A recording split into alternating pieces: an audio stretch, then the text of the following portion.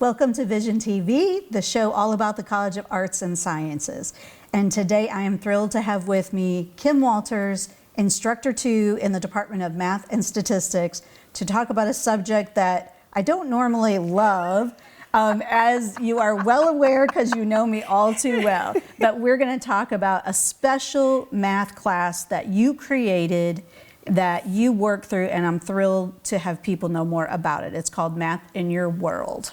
Yes. So tell me, how did this come to conception? So it kind of came to conception because I got approached by Dr. Ryan in the provost office and said, can we find a course which is a good alternative to college algebra? That we have students that college algebra is a stumbling block for, and is there another option out there? And I knew that some people in other places were running a course, a quantitative reasoning course, and so I said, yeah, I think we can do this, and so that's just kind of where it came from. Quantitative reasoning sounding like a little kind of a scary title, so we came up with kind of a better title. And scares me. Yeah. I know, it's that math, reasoning, it's kind of scary. So we came up with a little gentler title, and because it truly is math in everybody's world, because we all do use math. Well, and we were joking before we started this segment. I said I had a student not too long ago say, well, I'm not going to use math in my career. And I'm like, are you going to make a cake? Are you, I mean, look for how much is 20% off of this item? Yep. But with this class, is it a substitution for college algebra? Or how does that fit in with the curriculum? It's not a substitution. It is a gen ed course, so it satisfies, if you just have to have 3 hours of math for gen ed requirement, it will satisfy that 3 hours of math. It really is, it is truly an alternative pathway. So college algebra will get you to stats, business cal, trig, any of your traditional math courses. Which is required. Which is right? required. Okay. But Math in Your World will get you to statistics if you need a second course, and statistics is really where you're headed. And it really is a good prep course for statistics. In fact, I have a student right now who is literally taking it because they are scared about statistics. And so they wanted to take this to just kind of ease themselves into it. And so if you have to have a second math course, statistics is the only class you can take after this. But if you just have to have 3 hours of gen ed math, it does satisfy it for just about anything. Okay, that helps me a lot understand who should take it. But getting to that too, besides those requirements, do you have a particular student that should take this? I would say students for whom math has kind of always been a struggle.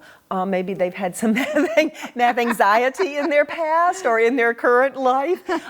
Maybe a student who is not a science student, but is maybe a communications, art majors. I have criminology majors, psychology majors, anybody that just feels like math is not for me, I don't have to have it, I'm never going to use it. And then I try to help them find places that they can use it. So yeah, I think any of those students. So Math in Your World, the part that I did not realize until I spoke with you and heard through the grapevine that you worked with Starkville Strong. So students not only sit in a classroom and learn about Math in Your World, they actually go out into the world. So tell us about that transition and how that works with the class. So one of the topics we talk about is statistics, and to kind of precede statistics, we talk about data collection and just basic graphs, because graphs are something that just about transcend every subject, right? Right. And so I started off with projects where my students just kind of came up with questions and maybe asked fellow students on campus, maybe asked friends, neighbors, or whatever. And I was at a conference and they were talking about community engagement, and I was like, oh my gosh, I think I can make this work. So Michelle Garraway is amazing, and I sat down with her one day and I was like, I want to make this work. I want to find a way to get involved with the community without people looking at me like I'm crazy. And so she hooked me up with a couple of people, and Brandy Harrington at Starkville Strong reached right back out to me and said, yes, we can make this work. And so she and I sat and planned for a while for that first time. And she's like, we just need people to give us information, but we don't have time to collect it ourselves. We're running ragged trying to get everything else done. They do and a your lot. Students, yes, oh my gosh, they're so busy. And so your students can come in and they can ask some questions, and then they can give me that feedback. And I was like, that would be perfect, because I want them to put this into a presentation. I want them to get presentation skills as well as math skills. Speaking in math? So I know, right? Reading, writing, math, all of those things go together. It's kind of crazy, right? What? So, but that way, like they do. She comes and talks to them, tells them about this. community that they're now living in, whether it's their community or not, it is for 4 years, and gives them a chance to learn something about it. And then they sit down and they create questions. They pick either volunteers or they pick the clients for Starkville Strong that they're going to then go talk to. They have gone to a Neighbors Helping Neighbor event, and then they just walk around and talk to people, which makes them get out of their comfort zone. Some of them are not super comfy with that, but again, it's okay because and it's not all math, but we're just kind of pulling everything together.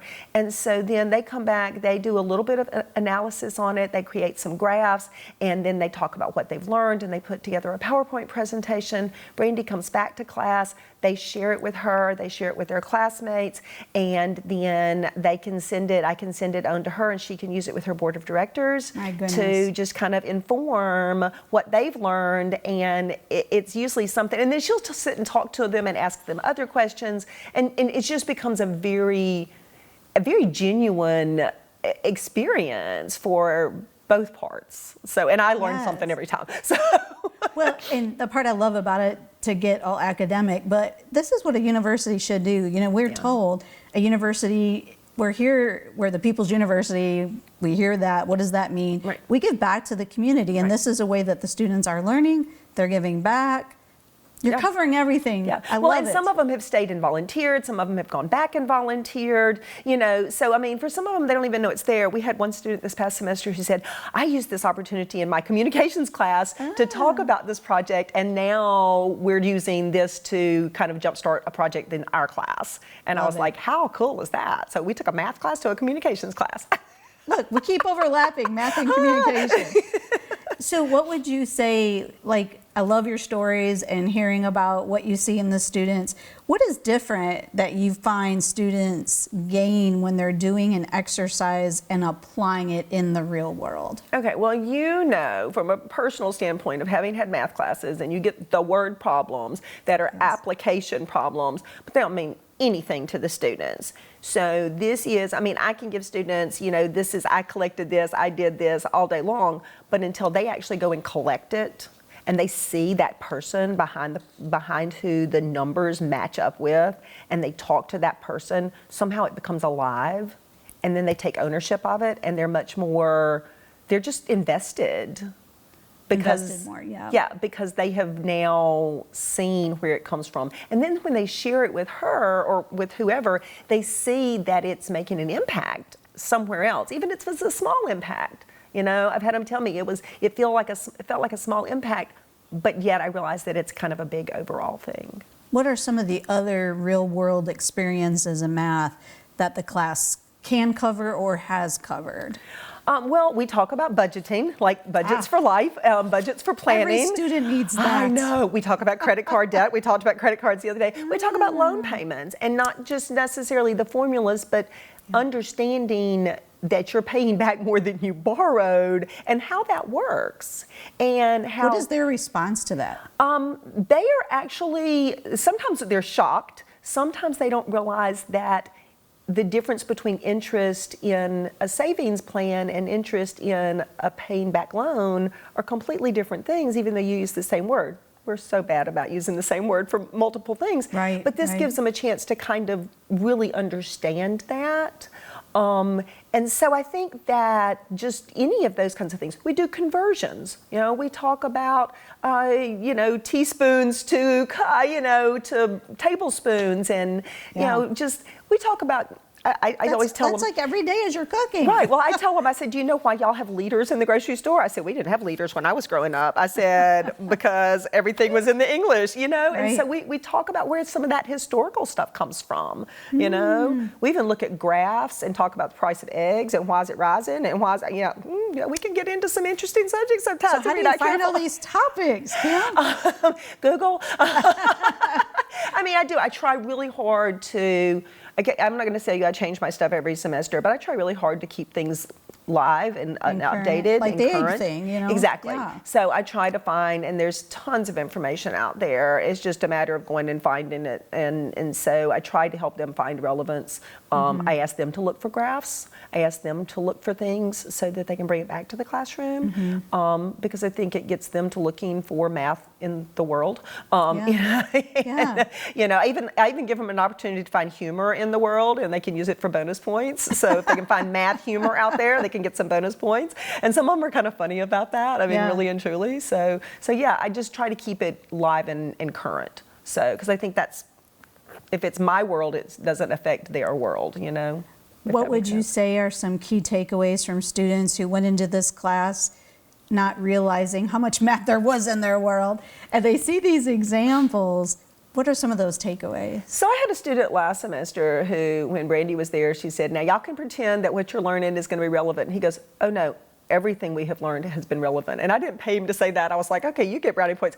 But I mean, but he was serious. I mean, he was literally finding that it was showing up everywhere. I had one the other day who told me, he's like, I wish I had known this 5 years ago when I was trying to help somebody understand when they borrowed money. He goes, I never thought that I would actually use this skill. Yes. And I had one after our last project who said, I'm going to use this when I have a real job because I want to make jewelry, art kinds of things. And she goes, I think I'll survey my clients to see what they want.